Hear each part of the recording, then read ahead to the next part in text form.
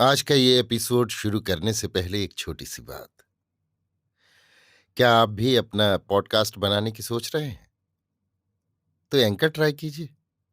ये पॉडकास्ट बनाने का सबसे आसान तरीका है।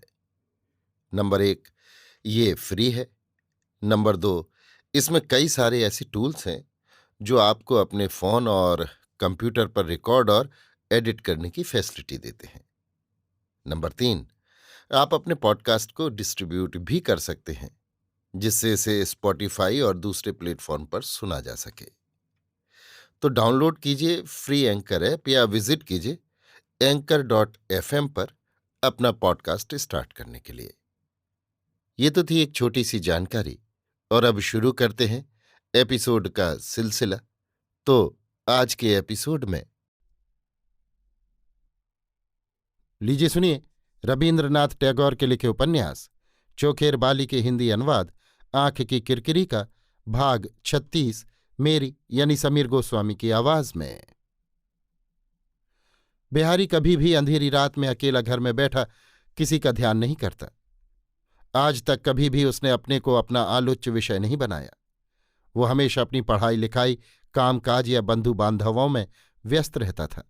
अपनी अपेक्षा अपने चारों तरफ के संसार को प्राधान्य देने में ही उसे अधिक आनंद आता है। किंतु सहसा एक दिन प्रबल आघात से उसके चारों तरफ का सब कुछ मानो विच्छिन्न विक्षिप्त हो गया, और तब प्रलय के अंधकार में अभ्रभेदी वेदना के गिरिशृंग पर उसे अकेला ही खड़ा होना पड़ा। तभी से वो अपने निर्जन संग से डरने लगा है। जबरदस्ती अपने सर पर काम लाद कर उस संग से वो किसी भी तरह अवकाश नहीं लेना चाहता। किंतु आज बिहारी अपने उस अंतर्वासी को किसी भी तरह से बाधा देकर अलग न रख सका। कल विनोदनी को वो देश पहुंचा आया है। उसके बाद से वो जिस किसी काम में या जिस किसी आदमी के साथ रहा, बराबर उसका गुहाशायी वेदनातुर हृदय उसे अपनी निगूढ़ निर्जनता की ओर आकर्षित करता रहा। श्रांति और अवसाद ने बिहारी को आज परास्त कर दिया। रात के करीब 9 बजे होंगे। बिहारी के कमरे की सामने वाली दक्षिण की छत पर दिनांत में रमने वाली ग्रीष्म की हवा अत्यंत उतावली होकर घूम फिर रही है। बिहारी चंद्रोदयहीन अंधकार में छत पर आराम कुर्सी डाले बैठा है। आज शाम को उसने बालक बसंत को नहीं पढ़ाया, उसे जल्दी छुट्टी दे दी। आज उसका हृदय मानो माँ के त्यागे हुए बच्चे की तरह सांत्वना के लिए, संग के लिए, अपने चिराभ्यस्त प्रीति सुधा से स्निग्ध पूर्व जीवन के लिए विश्व जगत के अंधकार में दोनों हाथ उठाकर न जाने किसे ढूंढ रहा है। आज उसकी दृढ़ता और कठोर संयम का बांध टूटकर न जाने कहाँ बह गया है। उसने जिनके विषय में कुछ भी न सोचने का प्रण किया था, आज उसका संपूर्ण हृदय उन्हीं की ओर दौड़ा जा रहा है। आज उसमें उसे रोकने की रत्ती भर भी शक्ति नहीं। महेंद्र के साथ अपने बचपन के प्रेम से लेकर उस प्रेम के अवसान तक के संपूर्ण चित्र को, जिसकी लंबी कहानी नाना वर्णों से चित्रित और जल स्थल पर्वत नदियों से विभक्त मानचित्र की तरह उसके मन में लिपटी हुई थी, बिहारी ने अपने सामने खोलकर रख लिया और उसे गौर से देखने लगा जिस क्षुद्र जगत पर उसने अपने जीवन की प्रतिष्ठा की थी, वो किस जगह, किस दुर्ग्रह के संघात से विच्छिन्न हो गया। पहले उसमें बाहर से कौन घुसा? सूर्यास्तकाल की रक्तिम छटा से आभासित आशा का लज्जा मंडित तरुण मुखड़ा उस अंधेरे में उसके सामने अंकित हो उठा, और उसके साथ साथ मंगल उत्सव की पुण्य शंख ध्वनि उसके कानों में बजने लगी। यही शुभ ग्रह अदृष्टाकाश के अज्ञात प्रांत से आकर दोनों मित्रों के बीच में खड़ा हो गया था और थोड़ा सा विच्छेद ले आया था। कहाँ से वो ऐसी गूढ़ वेदना ले आया जिसे मुंह से कहा भी नहीं जा सकता। किंतु फिर भी ये विच्छेद, ये वेदना अपूर्व स्नेह से अनुरंजित और माधुर्य रश्मि से आच्छन्न और परिपूर्ण होकर उसके हृदय में बनी ही रही। उसके बाद जिस शनि ग्रह का उदय हुआ, उसने बंधुओं के प्रेम को, दंपति के प्रेम को, घर की शांति और पवित्रता को एकदम नष्ट भ्रष्ट कर दिया। बिहारी ने प्रबल घृणा से उस विनोदनी को संपूर्ण अंतःकरण से बहुत दूर ढकेल फेंकने की चेष्टा की, किंतु कैसा आश्चर्य है, आघात उसके लिए मानो अत्यंत मृदु हो गया, उसे छू तक नहीं सका। वो परमा सुंदरी प्रहेला अपनी दुर्भेद्य रहस्यपूर्ण घन कृष्ण अनिमेष दृष्टि लिए हुए कृष्ण पक्ष के अंधकार में बिहारी के सामने स्थिर होकर खड़ी रही। ग्रीष्म रात्रि की उच्छ्वसित दखनी हवा उसके घने निश्वास की तरह उसके तन मन में घुस घुस कर टकराने लगी। धीरे धीरे उन पलकहीन नेत्रों की ज्वालामयी दीप्ति म्लान हो आई। देखते देखते तृषा से शुष्क वो खर दृष्टि आंसुओं से सिक्त और स्निग्ध होकर गंभीर भावरस में परिलुप्त हो उठी, और पल भर में उस मूर्ति ने बिहारी के पैरों के आगे पड़कर उसके दोनों पैरों को प्राणपण शक्ति से अपनी छाती से लगा लिया। और फिर उसने सुंदर सुहावनी मायालता की तरह बिहारी को वेष्टित करके प्रतिक्षण बढ़ बढ़कर सद्य विकसित सुगंधमय पुष्प मंजरी के समान अपना एक चुंबनोन्मुख मुख बिहारी के होठों के आगे बढ़ा दिया। बिहारी आंख मीचकर उस कल्प मूर्ति को अपने स्मृतिलोक से निर्वासित कर देने की चेष्टा करने लगा, किंतु किसी भी तरह उस पर आघात करने के लिए मानो उसका हाथ ही नहीं उठा। एक असंपूर्ण व्याकुल चुंबन उसके मुंह के आगे आसन्न बना रहा, और अपने पुलक से उसने उसे भावाविष्ट कर दिया। बिहारी से फिर छत के उस निर्जन अंधकार में न रहा गया, और किसी तरफ मन लगाने के लिए वो जल्दी से अपने दीपालोकित कमरे में लौट आया। कोने वाली तिपाई पर रेशमी वस्त्र के आवरण से ढका एक मढ़ा हुआ फोटोग्राफ रखा था। बिहारी उस चित्र को उठाकर बीच कमरे में बत्ती के पास जाकर बैठ गया, और फिर उसे अपनी गोद में रखकर ध्यान से देखने लगा। ब्याह के बाद ली हुई महेंद्र और आशा की युगल मूर्ति का चित्र था वो। उस पर महेंद्र के हाथ से महेन भैया और आशा के हाथ से आशा लिखा हुआ था। चित्र में नवपरिणय का मधुर दिन ज्यों का त्यों बना हुआ है। महेंद्र कुर्सी पर बैठा है और उसके चेहरे पर नवविवाह का सरस नवीन भावावेश स्पष्ट दिखाई दे रहा है। उसके पास ही आशा खड़ी है। फोटो उतारने वाले ने उसे घूंघट नहीं काढ़ने दिया, किंतु उसके चेहरे पर से वो लज्जा नहीं हटा सका।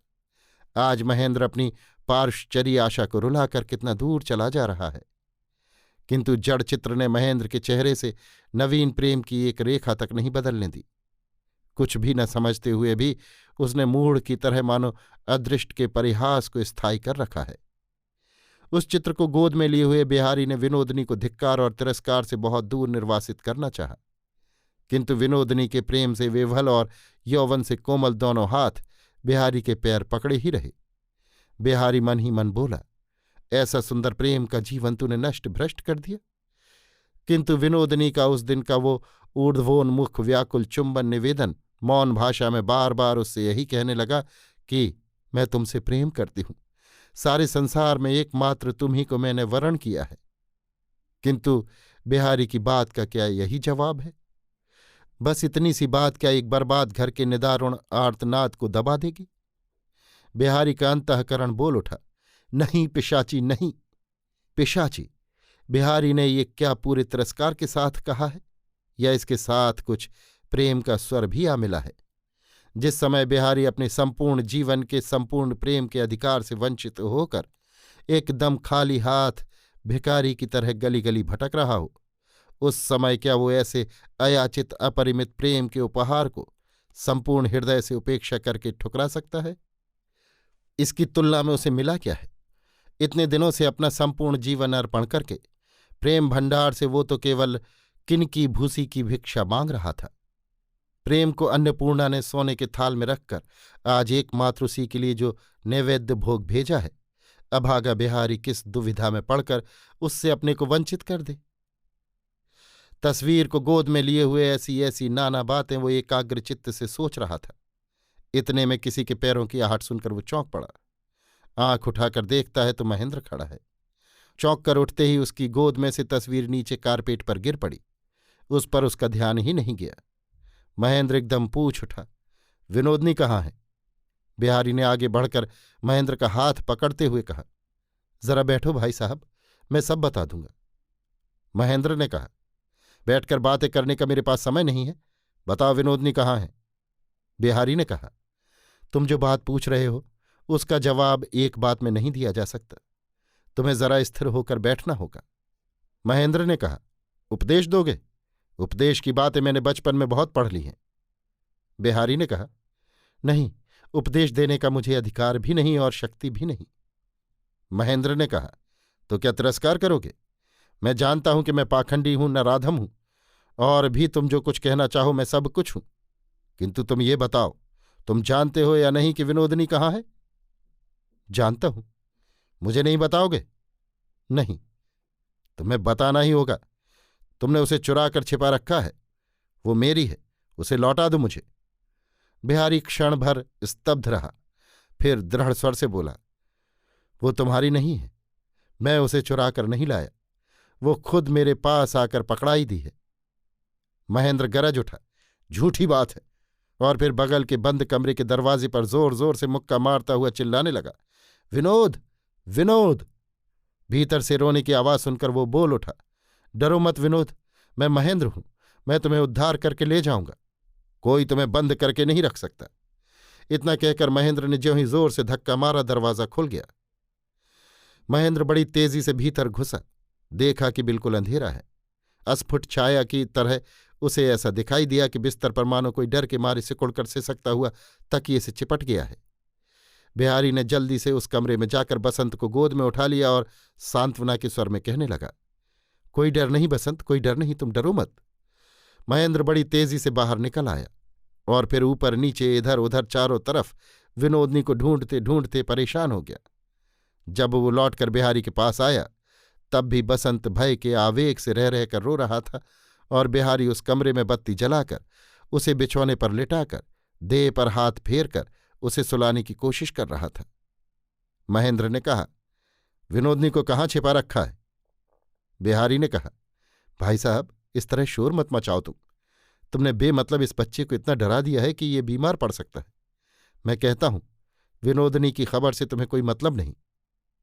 महेंद्र बोल उठा, साधु महात्मा, अब तुम मेरे सामने धर्म का आदर्श मत खड़ा करो। मेरी स्त्री की इस तस्वीर को गोद में रखकर आधी रात को तुम किस देवता के ध्यान में कौन सा पुण्य मंत्र जाप रहे थे, पाखंडी? इतना कहकर उसने हाथ की तस्वीर उठाकर जमीन से दे मारी और उसे जूते शुदा पैरों से कुचलकर उसका कांच चूर चूर कर दिया और फ्रेम में से फोटो निकालकर उसके टुकड़े टुकड़े करके बिहारी के मुंह पर फेंक दिया। महेंद्र की उन्मत्त दशा देखकर बसंत फिर डर कर रोने लगा। बिहारी का कंठ रुक आया। उसने दरवाजे की तरफ हाथ का इशारा करके कहा, जाओ। महेंद्र आंधी की तरह प्रबल वेग से बाहर चला गया। अभी आप सुन रहे थे रवीन्द्रनाथ टैगोर के लिखे उपन्यास चोखेर बाली के हिंदी अनुवाद आँख की किरकिरी का भाग 36, मेरी यानी समीर गोस्वामी की आवाज में।